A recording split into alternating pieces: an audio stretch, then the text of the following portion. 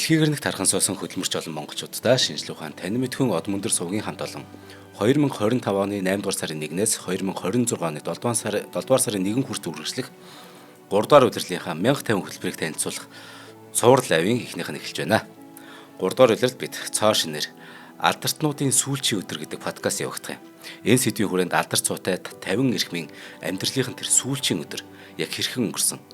Энэ эрхмүүд юунаас болж амиа алдсан, эсвэл юунаас болж тэр амиа эгүүтгсэн зэрэг маш олон зүйлийн дэлгэрэнгүй ярих юм.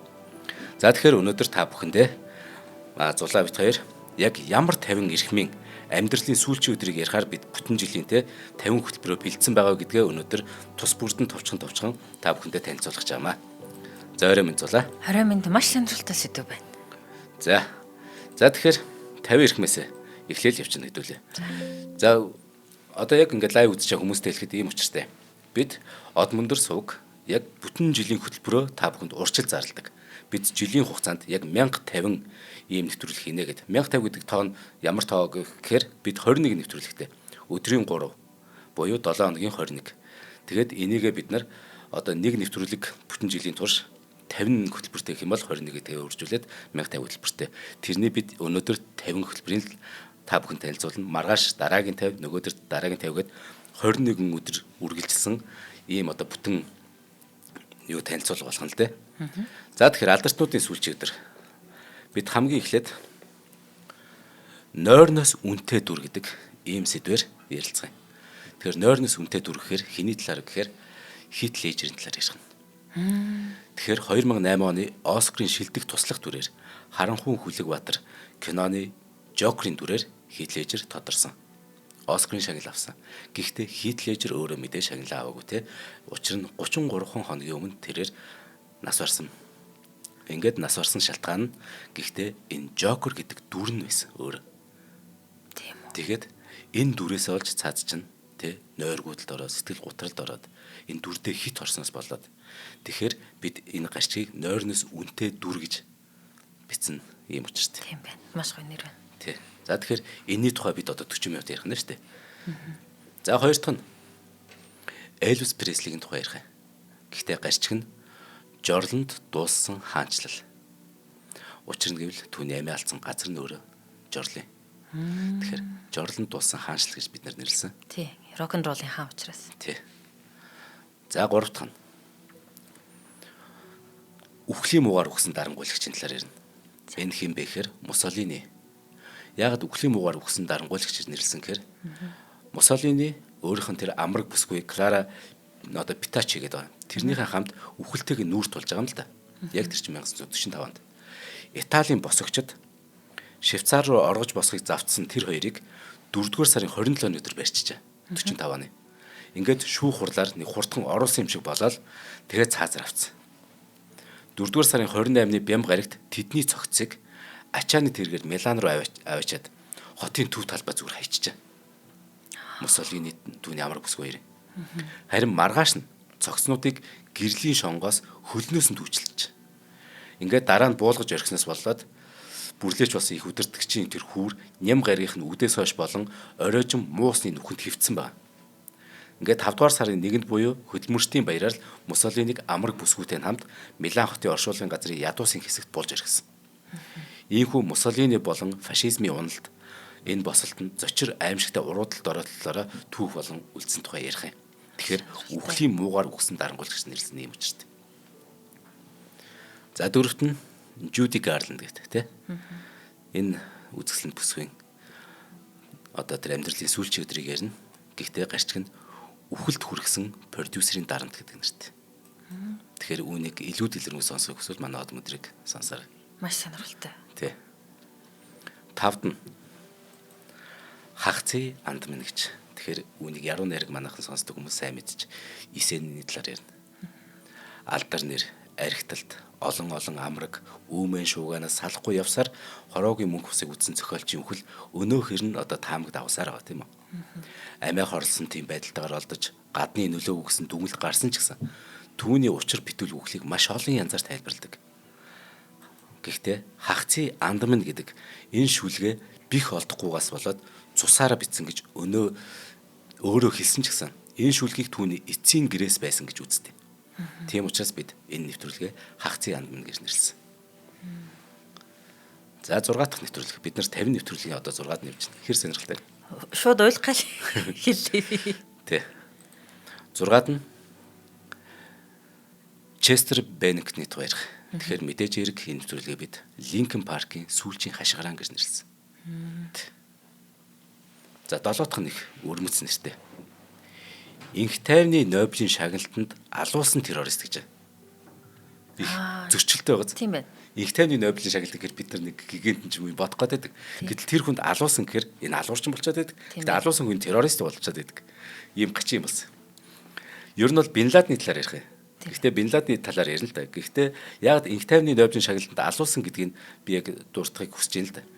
Нобелийн хороо одоо дөнгөж ерөнхийлөгч болоод удаагүй байсан Барак Обамаг 2000 онд олон улсын тийм дипломат харилцаа, ард түмнүүд хоорондын хамтын ажиллагааг бэхжүүлэх хүчин чармаалтын төлөө Нобелийн инх тайвны шагналаар шагнажээ. Ерөнхийлөгч болоод удаач байхад нь түүнийг зөвхөн өнгөт арстан болохоор ч юм уу эсвэл Жорж Буш биш болохоор нь шагналаа гэж дургуйц хүмүүс зөндөө байсан. Харин Обама 8 жилийн засаглалынхаа эцэст Америкийн түүхэнд их хамгийн олон жил дайн дажинтай хутгалцсан ерөнхийлөгч болж түүхэнд үлдсэн. Инх тайвны Нобелийн шагнал авсан ерөнхийлөгч маань. Гадаад харилцааны зөвлөл гэх Америкийн хараат бусныг байгуулсан судалгаагаар Обамагийн засаг захиргаа 8 жилийн хугацаанд байна шүү дээ.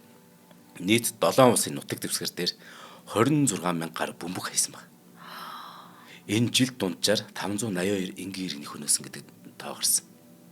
Өөр нэг судалгаагаар Америкийн харим Сомали, Пакистан, Йемен зэрэг улсад зөвхөн дроноор ихэд л 563 удаа халдлага үйлдсэн. Ингээд энэ дангаараа 3797 хүний амийг авч чадсан гэдэг. Обама хэдийгээр дайн дайжинд оролцсон цагаан ордны анхны тэргүүн биш шүү дээ. Тийм. Гэхдээ Америкийн империалист бодлогоос зүхтэж зайлж чадаагүй нь үүнээс харагддаг. Түүнийг дайныг эмд хэрэгтэн эсвэл хизээ нэг өдөр олон улсын эрүүгийн шүүх дуудах ёстой гэж үздэг тийм хүмүүс хүртэл байд юм билий гэсэн нь. За ингээд 2015 онд Норвегийн Нобелийн хүрээлэнгийн тэргүүн бүр энэ Нобелийн хүрээлэнгийн тэргүүн Гер Лундстад бүр ингэж хэлсэн маа шүү дээ. Инх тайвны нарийн бичгийн дарга нэртэй дурсамж номонд Обамад Нобелийн шагнал олгосон. Инх тайвны Нобелийн шагнал олгосон нь үнэхээр том алдаа байж дээ гэж дурсан байт. Тийм үү. Тэгэхээр гэхдээ бид нар Бин Ладны талаар ярих юм шүү. Зүгээр би зориуд нөгөө энийг нь Тийм холбоод. байна. Маш сонирхолтой. За 8-нд нь харанхуй руу буцсан. Харанхуй буцсан. Тэгэхээр Эми Вайнхаус тий. Back to Black. Тий. Харанхуй руу буцсан гэдэг. 27 клубд ордог үлээ. 27 клуб тий. За 9-нд нь Эдгар Аллен Пог бид нар ярина. Мэдээж Аллен Погийн алтан цохыг манайхан сайн мэдэх. Нацаг дөрж, даш дөржийн нацаг дөрж байгаа бол тий алтан цохыг бүр орчуулж ирсэн шүү дээ. Тэгэхээр Эдгар Аллен Пол Америкийн нэгдсэн улсын зохиолч. Ер нь орчин үеийн детектив зохиолын эцэгч гэж нэрлэдэг ер нь. 40 наснда буюу 1849 онд галт тэрэг цууд гинт алга болсон. Ингээл зүгээр алга болсон. Орсоргүй Тэгсэн юм уу? Балтимор хотын гудамжинд түүнийг бүр маш муу байдалтай аимшигтай царайтай өөр хүний бүр ингээд өөр танихгүй мэдгүй хэний чи томцсон хувцастай хамгийн харамсалтай галзуурсан байдалд оролцсон. Юу болсон талаар өөрөө ярих нь байтугай өөрийнх нь нэрийгч би хэн бэ гэдгийг хэлж чадахгүй тийм байдалд олсон. Яг юу гэснэг хинч мэддэггүй. Ингээд эмнэлэгт ухаан санаа нь орж гарсараад 10 хоногийн дараа өөд болсон. Тэгэхээр бид энэ нэвтрүүлгээ солиорсон алтан цох гэж нэрлэсэн. Тэгэхээр Эдгар Аллен Погийн тэр сүүлчийн өдрүүдийг ярина. Амар гоц. Тийм байна. За 10-т нь гарчгийн зүгээр шууд ойлгомжтой тий. Notorious B.I.G. Tupac-ыг нударсан уу гэдэг. Сонирхолтой сэдв байна. Тий. За 11-т нь далайн ирэг дээрх яргалал гэдэг ийм нэвтрүүлгийг. Энэ болохоор Паула Пазолини гэдэг энэ мундаг найруулагч хүн. Ер нь энэ юг капитализмыг энэ Ромын энэ одоо тэг католик шашныг шүүмжилдэг. Тэгээ бас энэ мафиудыг шүүмжилдэг ч юм уу. Ингэж яагаад өөрөө бүр аимшигтайгаар яргалуулж далайн ирэг дээрс нөгөө нас орсон байдалд олддог. Гэхдээ бүр үе мөч нэгээ салцсан. Энэ яг юу болчихоо гэдэг ярих. Аимшигтай хэрэгсэл шүү дээ. Энэ бол аимшигтай тий. За 12-т нь аимшигт амиа хорлол гэдэг нэг сэдв байгаа. Сильвия Платын талаар. Америкийн нэгдсэн улсын зохиолч бүсгүй Сильвия Платын үхэл бол энэ уран бүтээлийн оргил үедээ байсан нэг эмэгтэй гол нь сэтгцийн өвчин, ганцаардал, нийгмийн тийм ойлголтгүй хандлага донд өөрөө бүр тэрэндээ сулдаад бүр төөлцний илрэл болсон энэ одоо үхлийн талаар ярих юм. Тэгэхээр хүн ямар их төөлцдгийг энэ Сильвия Платын үхлээр ер нь харагддаг. Түүний үхэл олон эмэгтэй зохиолж сэтгэл гутралын талаарх ойлголтыг өөрчилсөн чухал түүхэн үйл явдал болсон. Үхлээр хүмүүст маш их юм ойлгуулсан. 30 наснда гэхдээ яагаад аимшигтай амиа хорлолт гэж нэрлсэн гэхээр Сильвия Плат 30 наснда хийн зуух буюу одоо бид тухайг гэж нэрлэдэг шүү дээ. Энд толгоо хийж хаад асаачдаг байхгүй. Үүнийгээ хийхдээ бүр өөрийнхөө хоёр хүүхдийг өөр өөрөнд унтуулж байгаад тэднийг аюулгүй болох бүх арга хэмжээг авч жишээ нь хаалганы завсраар нойтон алчуурч гэх мэтэр ингээд плетг асаад. Энэ Сильвия Плат олон жилийн турш энэ хүнд хэлбэрийн сэтгэл гутрал хоёр туйлд имгээр шаналж байсныг ингээд илэрдэн хөөрхий 30 наснда ингээд өөр хаймаар зэлдэг байхгүй. Тийм байна. Бол нөгөө энэ бүх аимшиг дуусгах цор ганц арга нөхөл гэж. Тий. Гүн бат итгэж байгаа учраас. Тий. 13-т нь жамуухын талаар ярина. Жамуухын амьдралын сүүлч өдөр. Гэтэ харин тий. Яг тэгэхээр яг үхтэй хэлсэн үгийг нь бид нар маш их дэлгэрүүлж ярих болно. Үхтэй Чингис хаанд ингэж хэлдэг. Цаа чин баригдаад очиж шүү дээ. Тэгэхэд Чингис хаан одоо хоёлаа яг вэ буцаад найзлаа л да гэж хэлдэг. Тэгтэн жамуух яг Чингис хаанд ингэж хэлж байгаа. Хаан анд намайг хайрлан сойргож хамтран нөхцөй гэлээ. Нөхцөх цаг чинь би нөхцөнгөө. Тэмүүжин чи түмэн усыг төвшин болгож харь усыг хамтдхан захирч хамгийн эзэлсэн хаан болоод дэлхий дахин бэлэн байхад дими надаар яах гээд байгаа юм бэ? Харанхуй шөнийн зүүдч нь болж гигэн өдрийн гимтэн болж хаан андыг би ахаал зовох болно. Ингрич нь бөөс, игмин чинь өргөс болох үзээ би. Ата дими үгээр андаа салаад альчаад зовлоо би. Энэ насны дотор эрхэм манд бидний инхрийн нэр алдаршиж ургах нарнаас аваад шингэх нар хүртэл бидний нэр ус даяар дуурслаа. Сэргэлэн Баатар их чамд сэцэн их заяасан. Ирлэх Баатар анц чамд эрдэмтэн дүүнэр төрсөн. 73 хүлэгтэй, дархан өрлөг нөхөцтэй. Далай Чингис чамдаа дарагдаж мөхлөө би. Өөрийн эцэг гэхээс би өнчин хоцроод итгэх сайн нөхөргүй. Эдтэй сайн дүү байхгүй. Илүү дутуу хүүхдээ нэг их домогч их нэртэй ийм байсан учраас л Тэнгэр эцгээс заяатай Тэмүүжин чамд дийлдвэ би. Анд нөхөр минь сойрхож, амийг минь үтэр тонилох юм бол ариун зүрхч намарч амгалан жарах болно. Анд чи сойрхож, асрах цусах гаргалгүй алуулж өршөөгөөс намайг гэдэг юм. Алуулж өршөө намайг гэдэг юм. Ямар мундаг. Тэгэхээр амьдралын сүүлчийн яг жамуухын энэ жамуух үнэхээр атаатан дайсан байсан уу, анд нөхөр байсан уу? Энэ сүүлчийн өдөр юу болов? Тэ? Тийм байна. Амар үг байхгүй энэ. Тийм байна. Энэ бүр яг товчонд хамгийн зүрх шимшир мэсэг шүү дээ энэ. Тийм байна. Би анхудаа сонсож байгаа. Анхудаа сонсож байна. Тэгээ жамуух гэдэг хүний талаарх ойлголт бас ингээд айгүй үйлдэлүүд нь тэгээ тодорхой болж эхлэх юм уу? Тий. Маш гоё нэвтрүүлэг болох нэ. Тий. За энэ бол одоо бид нар энэ 50 хөтөлбөрийн ердөө хэд дээр 13 дээр л явж байна. За хэдүүл яарах юмгүй. Тавиулангийн тий та бүхэнд хэлье. За 14-т нь амиа хорлох сэтэл удамшдгүй гэдэг гарчигтай Эрнст Хемингуйн тухай ярих юм. Яг бол Эрнст Хемингуй аав нас амиа хорлсон. Тэгэхээр их сон тий энэ юу н удамшдын болов үгүй болов бид бүхэн зүгээр хүний намтрыг бас ярих гэнгүй ш. Энэ нэвтрүүлэг дээр маш их тийм сэтгэл зүй асуудлуудыг ярих. Сэтгэл судлалын талаас нь ярина. За 15-т нь зарилгаар амиа хорлсон гүн ухаантны талаар ярина. Ромын философч улс төрч Лукиане Сенека. Сенекаг амиа хорлол гэсэн зарилгийг эзэн хаан Нерон манай эртний 65 онд гаргажаа. Зарилга гаргаж. Чи амиа хорлол гэдэг. Харин яагаад тэр ийм шийдвэр гаргасан бэ гэдэг хэд хэд үндслүүд байна. Гол шалтгаан Пизогийн хувилдаан гэж болж байгаа тийм. Юу болсон гэхээр 65 онд Гай Пизо гэгч нэг сенатор Нероныг буюу эзэн хааныг алах зорилготой төрийн эргэл зохион байгуулалтыг оролцож байгаа. Энэ Пизогийн хувилдаанд олон язгууртан, цэргийнхэн, уран бүтээлчд оролцсон. Хувилдаан гэхдээ илэрсний дараа Нерон маш олон хүнийг шоронд хийж цаазаар авч. Гэтэл Сенекагийн сэжиглэж байгаа. Яагаад амиа хорлол гэсэн. Сенека болохоор Пизотой нэгт холбоотой байсан гэх баталгаа байхгүй. Гэхдээ Сенека Нероны багш нь байсан. Олон жил зөвлөх байсан ч гэсэн сүүлийн жилүүдэд Неронтой харьцаа нь муцсан. Ингээд Сенека өөрөө их нэр хүндтэй, арт түүнд хайртай, философи их гүн ухаантай учраас их нийгэмд нөлөөтэйг учраас Нерон түүнийг аюултай өрсөлдөгч эсвэл нууц энэ нөгөө хуульд дэмжигчж болгоомжсон болтой байдаг. Угаасаа энэ хардах өвчин ч сүулдэ солиорл галзуур болж хуурдгийг манай 30-д оны жишээ харуулж байгаа шүү дээ. Ингээд Нероны шийдвэр Сенекаг шүүхт өгөхгүйгээр зүгээр амийн орлог тушаасан зүгээр зарлиг л явуулсан. Аимшигтэй тий. Цаазаар авах ял биш. Тий. Амиа хорлол гэж энэ би чамайг алахгүй чи өөх гэдэг. Тий. Ямар амар. Энэ Ромын дээдсийн дунд нэр төртэй буюу цэвэрхэн шийтгэл гэж тухай тооцогддог байсан шийtгэлээ. Заав шүүхээр орж явахгүйгээр нэр төртэй хүлгэсэн үг л дээ. Ингээд Сенека ч гэсэн гүн ухаантны философч хүний ёсоор зүхтаалгүйгээр тушаалыг хүлээн авч судсаа зүсээд амиа орлоо. Тэгэхээр энэ талаар бүр дэлгэрүүлж ярина гэсэн үг. За 16-д нь өөрийгөө үлбрүүлсэн шуухай. Тэгэхээр энэ бол Карен Карпентерийг ярина гэсэн үг. Карпентер самтлын гослол дуучин Карен Карпентер 1983 оны 2 сарын 4-нд 32 настай энэ үзэсгэлэн бүсгүйтэй нас барсан.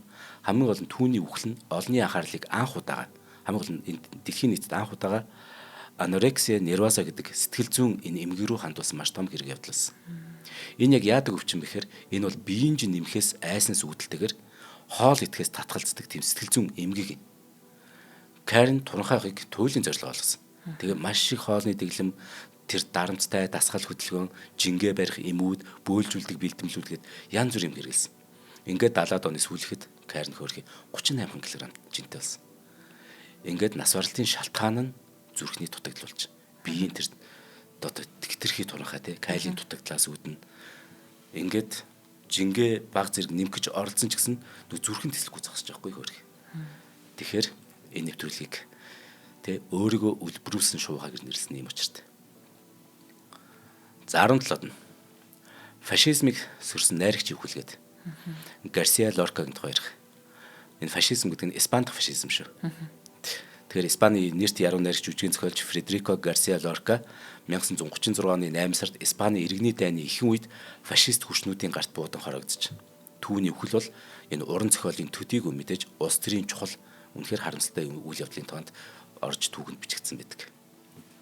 За 18-д нь хулганд идүүлсэн хос гэдэг. Энэ дөнгөж саяхны энэ жилийн тий Жин Хэкманы талаар ярих.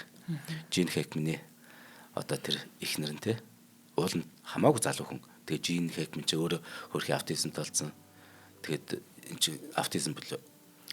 Юу нөгөө деменци аюутай адилхан хөгшрөл. Тэг хөгшрөлтэй тий.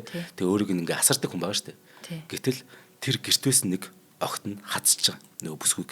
Тэгсэн чинь тэрнгээр нь дамжаад нэг вирус ороод нөгөө хүүхнийг үхэлд хүргэчих. Гэтэл хөөрхий хөгшин Жин Хэкман чинь эхнэрийгээ тэр нөгөө өрөөнд үхцнийг олон хоног мэдэхгүй байжгаад тийм гонигтай энэ жил болж байгаа шүү дээ. Тэ? Энэ талаар ярих. За 19-т нь болохоор бид амьддаа өөрийгөө оршуулсан од гэж нэрлсэн. Курт Кобейны талаар ярина.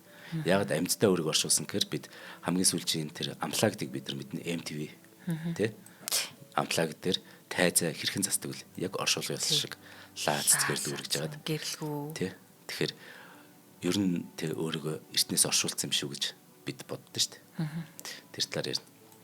20-д нь Джек Лондоны талаар ярина. 40 наснда тий амиа одоо үхэлд хүрсэн байна. Тэгэхээр үүнийг нь бид нэрлэхдээ хямран доройтсон чон гэж нэрлсэн. Тий яад үл бид чоноор нь л мэдэн шүү дээ цагаан сая дээр. Гэтэл өөрийнх нь амьдрал нь хямран доройтж шүү дээ. 21 чон ерөөсөн хямртай юм. Тийм бидний итгэл үнэмшлэр бол тий тэгээд хямран доройтсон чон гэдэг Жеклин Лондоныг нэрлсэн. Тий 21-т нь бид нар агуу жүжигчин Робин Уильямсийн талаар ярих юм. Гэхдээ энэ гашчиг нь булшин дээр минь бүжиглээрэ гэдэг нэртэй. Учир нь Робин Уильямс ингэж хэлж ирсэн. Намайг үхэхээр булшин дээр минь бүжиглэж ууж буй зүйлээрээ цэцгийг минь услаарай. Юу хүснэхээ зүгээр л намайг битгий хувил. Учир нь миний колон хизээш надтай адилхан болохгүй гэдэг юм. Тэр үхлийг хүртэл ингэж өгөөддөг нэг юм байсан. Тэгээд бид нэвтрүүлгээ булшин дээр минь бүжиглээрэ гэж нэрлсэн ба. Гайхалтай жүжигч юм байсан тий. За 22-т нь аимшигтэй мэрнэ. Сталины сүх Мексикт. Тэгэхээр Троцкий. Тэ. За энийг яг нэвтрүүлгээр нь сайн тий та бүхэн сонсоорой. Энэ бол маш сонирхолтой. Үзэл суртал гэж тий зүйл хий хоосон хүний бүтээсэн зүйл хүний ямар жигшим хэрцгий үйлдэл хийлэгдэг вэ? Хүний анд нүхэдтэй хүний тэр үнэн хайр сэтгэлийн эсрэг юу хийлэгдэг вэ гэдгийг тод томрооноор харуулсан. Тий. Тохиолдол тий аимшигтай.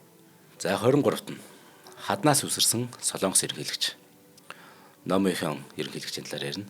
2006 оны ерөнхийлөгч Инх баярын урилгаар бүр Монгол улсад айлчж байсан ерөнхийлөгчүүд тухайн үедээ харьцангуй тэр нэр цэвэр нэр үнэтэй ерөнхийлөгч гэж байсан. Гэвч одоо энэ чинь ерөнхийлөгч буугаад авилга хээлх хулын хэрэгээр шалгаж байхдаа шууд гэрээслэл үлдээгээд 2009 оны 5 сарын 23-ны өдөр гэрийнхэн яг ард байдаг 30 м өндөр хаднаас үсрээд амиа олчиж. Тэр гэрээлт нь надаас болж олон хүмүүс зовлон амсч байна гэдэг.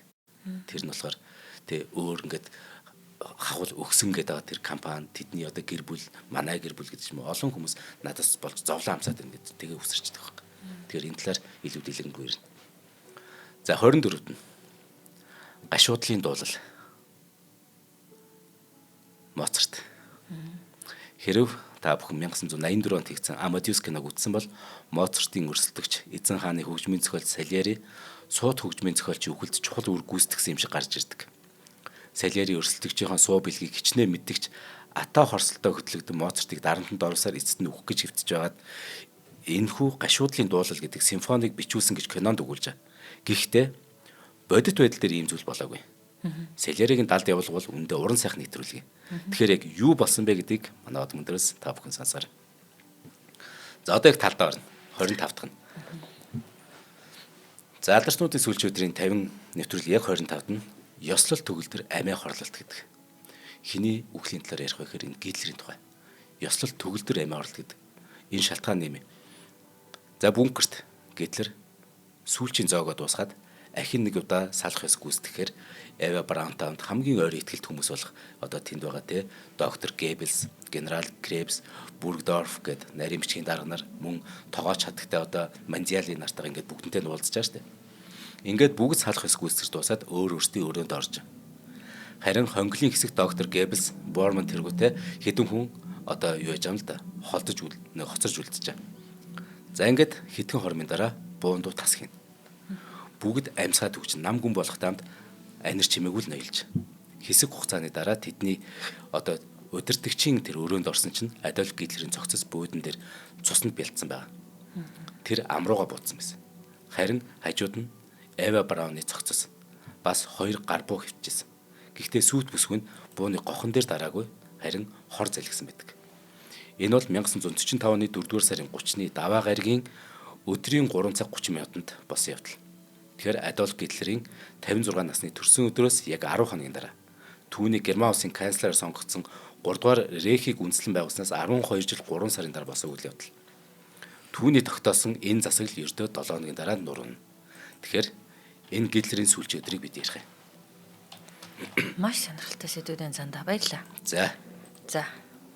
Тэгэхээр дахиад 25-ыг ярина тий. Тий, ярина. Тэгэхээр энэ тунд нь юу хэлэх вэ гэхээр манай алдарчнуудын сүүлчийн өдрүүдгээд энэ гайхалтай сонирхолтой нэвтрүүлэгтэй хамтран ажиллахыг хүсвэл та бүгд манай од мөндөр шинжлэх ухаан танин мэдхүн сувгийн 8308 8303 8305 8303 дугаарыг утсанд холбогдож болно.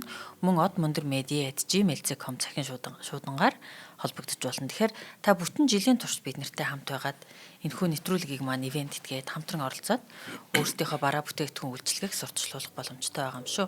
Тэгэхээр зөвхөн энэ лайваас өнөөдрөөс манай энэ нэвтрүүлгүүд маань зарлагдж байгаа.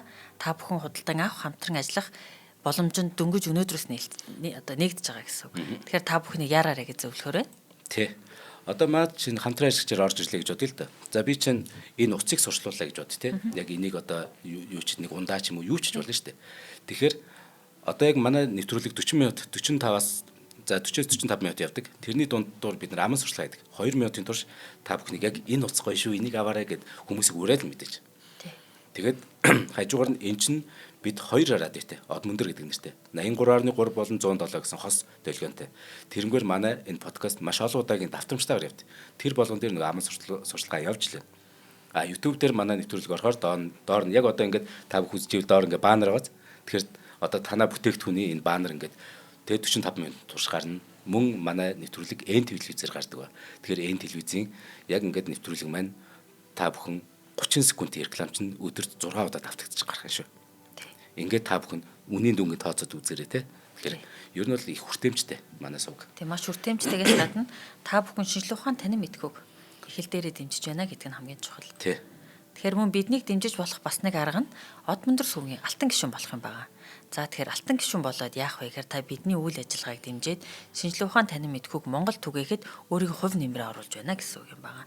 За хэрхэн манай алтан гишүүн болох вэ гэхээр та дэлгэцэн дээр гарч байгаа QR кодыг уншуулад QP-гээр дэлгэцэн дээр гарч байгаа худалдаа хөгжлийн банкны 4191 04 518 4191 04 518 дугаарын дансанд 100 мянган төгрөг шилжүүлээд манай алтан гишүүн болох юм. Та гүйлгээний утган дээрээ өөрийн овог нэр болон утасны дугаарыг заавал оруулаарай.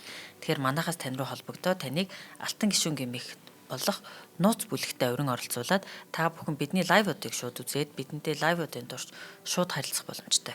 Тий. Тэгэхээр одоо нэг нэвтрүүлгийг та 100 төгрөгөөр л худалдаж авч байгаа гэсэн үг. Тий. 40 минутын нэвтрүүлэг. 40 минутын нэвтрүүлгийг 100 төгрөгөөр. Тэгэхээр нөгөө таны 100 мянган төгрөг бүтэн жилд нэг л удаа төлчихөө тий. Энэ бидэнд үнэхээр ус агаар мэд хэрэгтэй. Тийм болохоор манай алтан гишүүн болоорой. Шинжлэх ухаан танин мэдхүйг гол нь их хэл дээрээ түгээцээ л гэдэг. Яг үл дэлхийгээр нэг тархан суусан монголчууд шүү дээ. Энд чинь бас тий монгол хэлээрээ хэлд орохыг хүсэж байгаа хүүхд багчууч зөндөө байгаа. Энэ болгонд бид нэр тусдын болох хэвээр. Маш сонирхолтой сэдв байна зандаа. Тэгэхээр надад ингэж санагдлаа. Энэ яг хөө ингээд альтернативын сүүлчийн өдрүүд тэгээд хүний амьдралынтэй сүүлчийн 24 өвөлтөө нүүр тулахаас өмнөх 24 цагийг өгүүлж байгаа хэрнээ энэ сэтгцэн эрүүл мэндийн талаар маш олон сэдвүүд нэмэгдэж байна.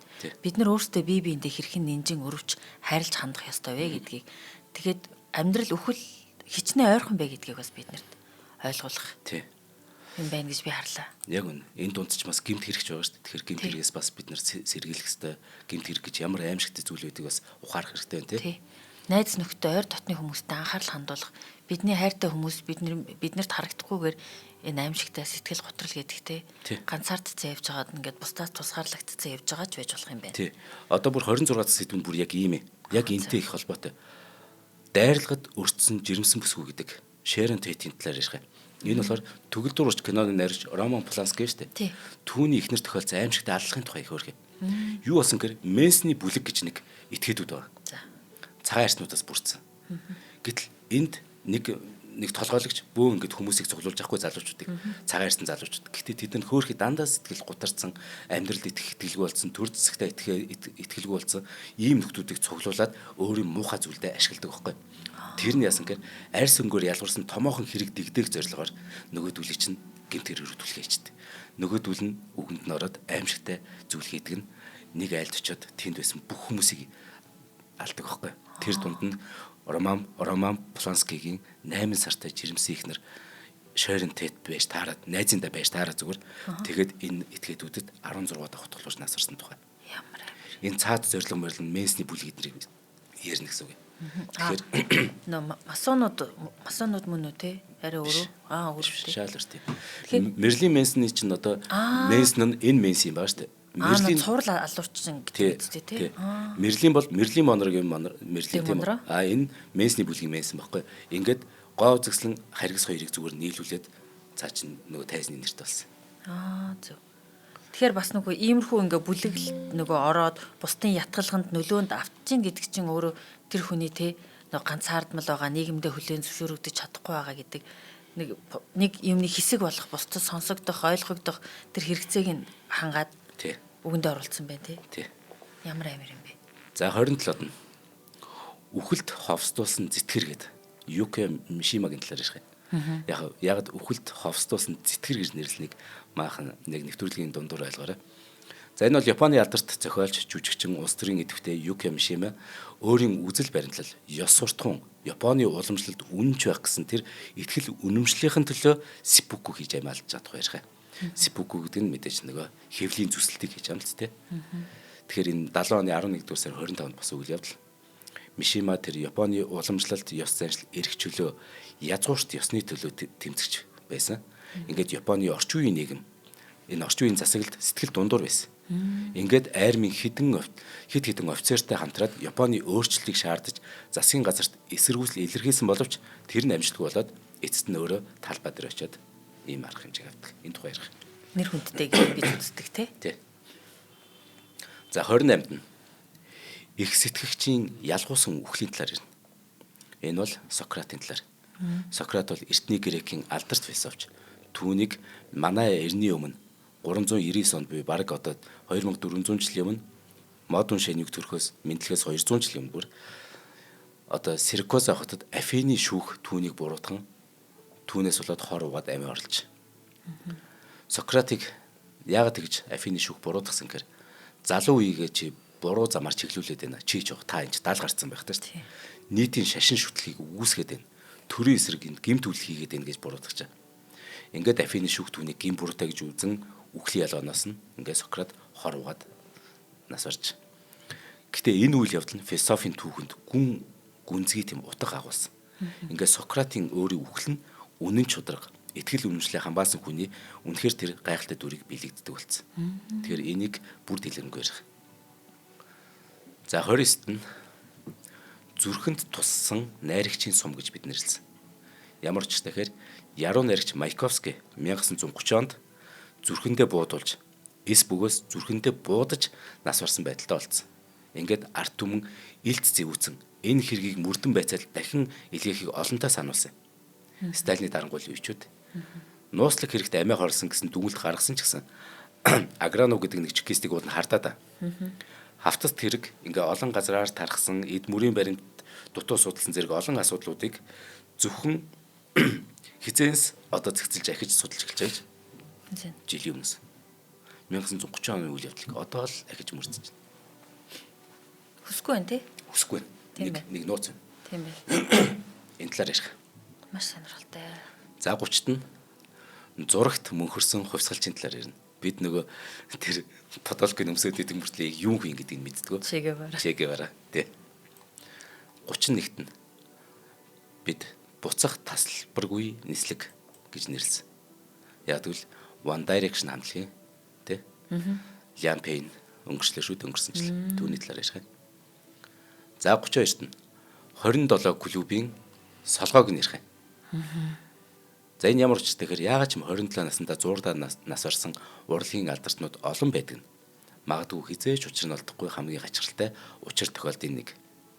Тэгэхээр 27 клуб хэдийгээр зураач, жүжигчдийг мөн багтаадаг ч гэсэн ихэнх гишүүд нь хөгжимчин мөн орокодод байгаад. Тэгэхээр 27 клубын солгой Жими Хендриксийн талаар ярина гэсэн үг. 33-т нь бид их гоё нэр өгсөн. Пригожины талаар ярих юм. Пригожин те maaхан сайн мэдж байгаа одоо Путиний тэр одоо өөрийнх нь байгуулсан хувийн одоо айрам шүү дээ. Тий. Тэр нэг. Гэтэл энэ нь өөрөө саяхан Путиныг унахаар Москва руу тэр айрам чинь 200 км дөхөж очиод хахад ягаад ч юм гэрээ хилцээр ямар ч гэсэн хийгээд Пригожин болон түүний айрам буцаад тарж байгаа тийм үү. Гэтэл Пригожин чинь өөрөө онгоцонд явж байхдаа онгоцон сүрж байгаа. Тэгэхээр бид энэ нэвтрүүлгийг юу гэж нэрлсэн гэхээр Путиний эврэн ургасан ишиг гэж нэрлсэн. За 34-т эмэнд хорцсон гоо бүсгүй. Анна Никол Смитийн талаар ярих юм. За Анна Никол Смит бол Playboy сэтгүүлийн 93 оны Playmate of the Year гэдэг яг энэ шагналыг хүрч исэн модель, жүжигчин, телевизийн од. Ингээд дараа жил нь энэ чинь Playboy шилдэг болчихлоо шүү дээ. Дараа жил нь 94 онд гэсэн үг шүү дээ. 89 настай тэр хүнтэй сурч. Ховард Маршал гэдэг. Түүний тэгэд гэхдээ өв хөрөнгөний төлөө шүүхт ингээ олон жил хэрүүл тэмцэл болж явж байгаад гэтэл ердөө 40 наснда зочд буудал нас барж. Тэр энэ тухай ярих. За 35-д нь бид 3 дугаар сарын аллага гэж алдарсан Юли Цезарийн талаар ярина. 36-д нь үүрэг хүлээх цагт гэж нэрлсэн. Бид энэ нэрэнд их хайртай. Энэ хэний талаар ярих вэ гэхээр Титаникийн ажилчдын талаар ярих. Үүрэг хүлээх цагт.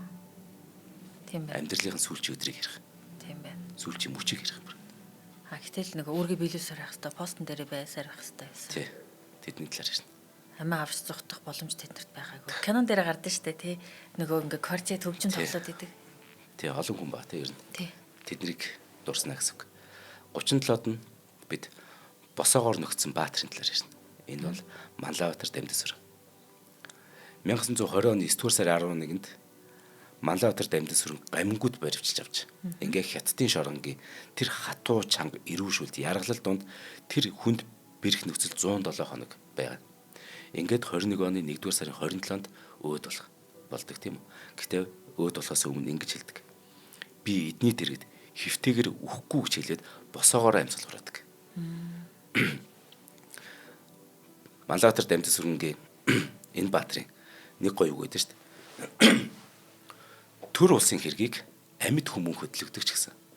Тогтсон суурь нь ам би хайр найргүй зүтгэж үхэж үрэгдэхсдийн тэр яс чөмгөн дээр энэ төр улс чинь тогтд юм а гэж альцсан байдаг.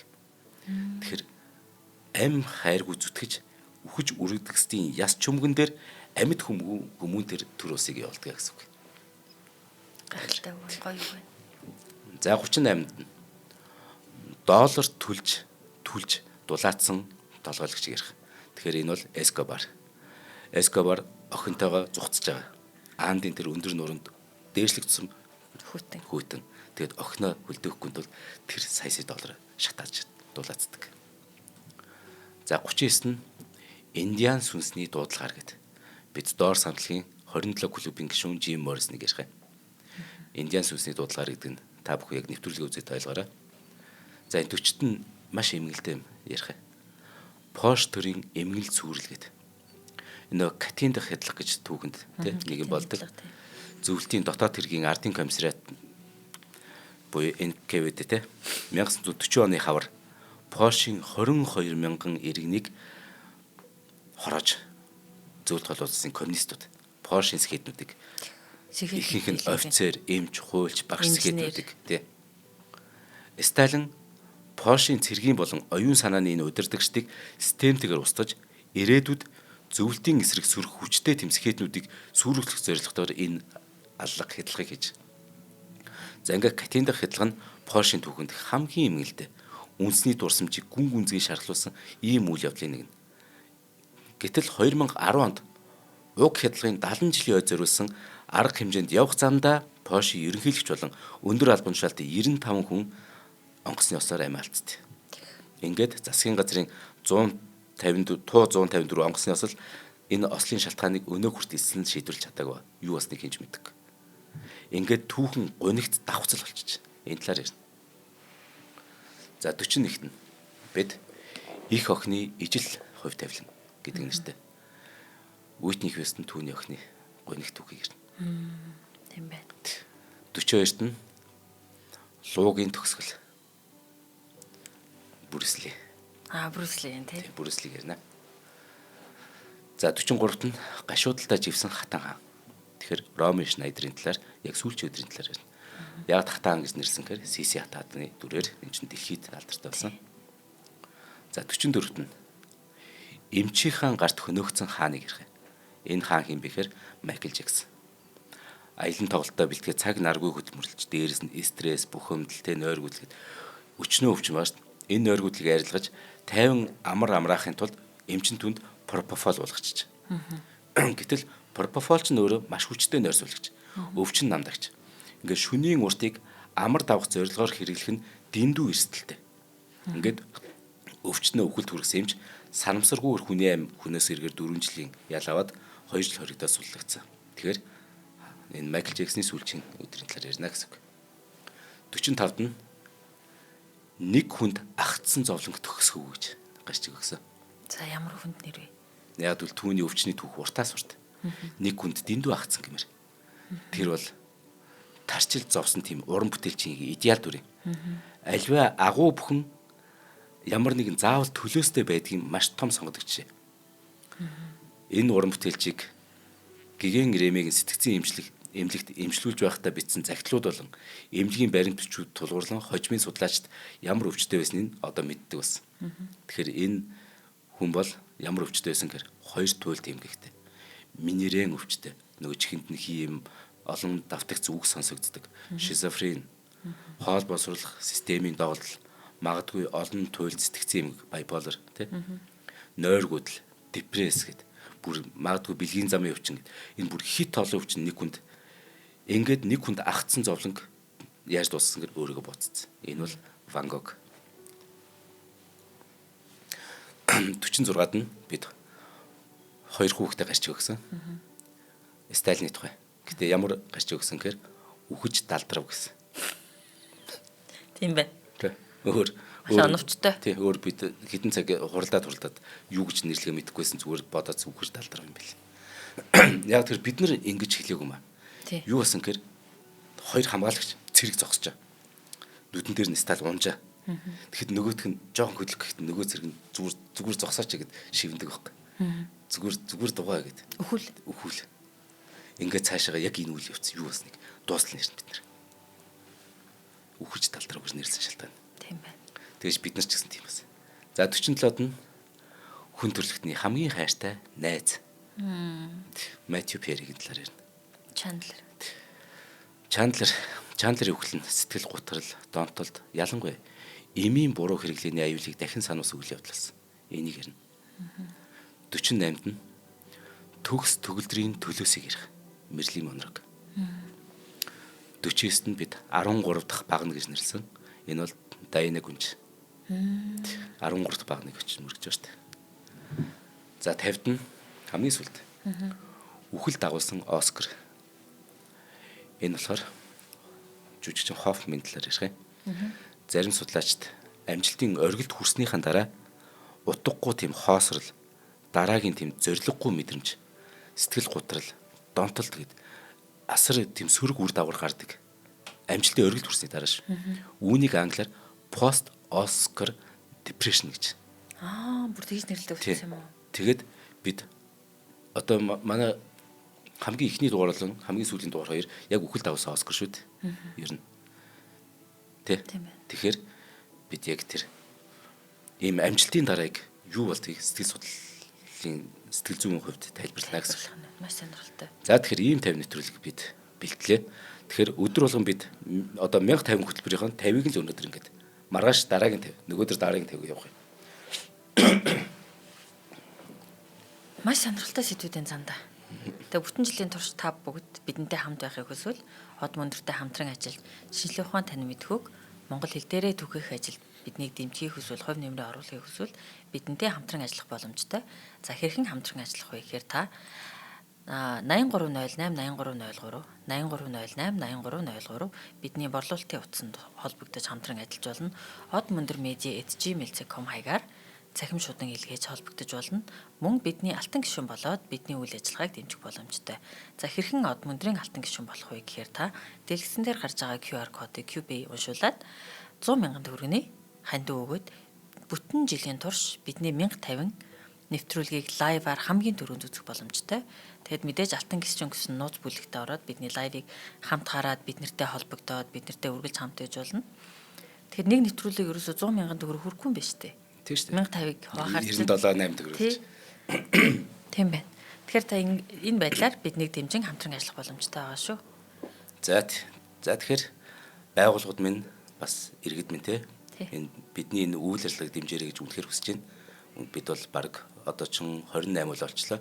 30-аад хүн яг энэ их хэл дээрээ танин мэдгүй шинжлэх ухаан, түүх, газар зүй, эрүүл мэнд энэ юу гэдэг те одоо орон бүгдийг бид нар мэддэг чаддаг бүхнээ л одоо хүрхийг хичээж байна.